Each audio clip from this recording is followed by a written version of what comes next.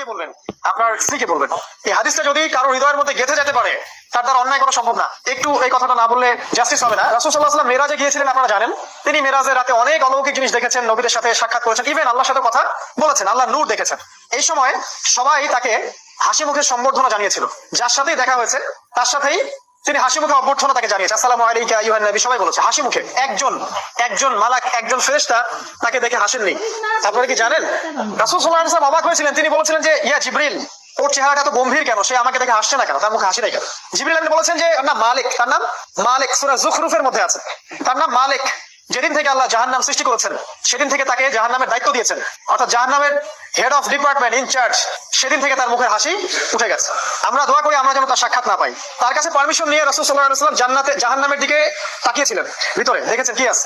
তিনি পরে যা ব্যাখ্যা করেছেন তা হলো, আমি দেখলাম সেখানে খালি মেয়ে আর সেখানে খালি নারী আর নারী। কিভাবে একটা মেয়ে সবকিছু উন্মুক্ত করে ঘুরতে পারে যখন অলরেডি তার আত্মা জাহান্নামে জ্বলছে অলরেডি? কারণ